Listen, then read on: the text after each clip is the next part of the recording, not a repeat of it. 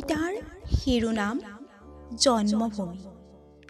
কথা আৰু আবৃত্তি এম নাৰ্জিন চুলতান।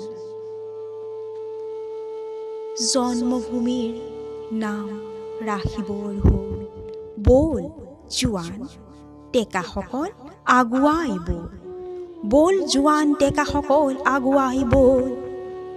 মই দেশৰ হকে যুঁজিবলৈ হাতত তুলি ল'লোঁ চোকা অস্ত্ৰ। যিয়ে মোৰ মাতৃভূমিক দিছিল কষ্ট,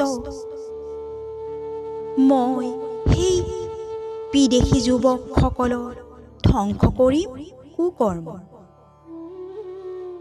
বিদেশীক খেদিবলৈকে মই দেশৰ ডেকাসকলক আগুৱাই নি মাতৃভূমিৰ হকে মই যুঁজিম, মাতৃভূমিৰ হকে মই যুঁজিম।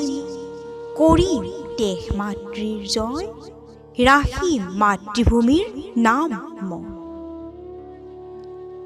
সন্ত্ৰাসবাদী হবে আজি মোৰ মাতৃভূমি অপবিত্ৰ কৰি তুলিলে।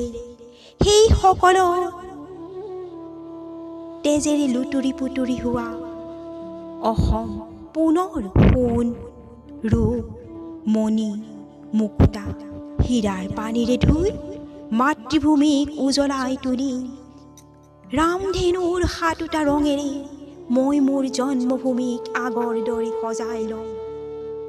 ধ্ৰুৱ তৰাটোৰ দৰে মোৰ নাম অসম জিলিকি থাকক বা নাথাকক, মই মোৰ মাতৃভূমিক পবিত্ৰ কৰি তুলিম।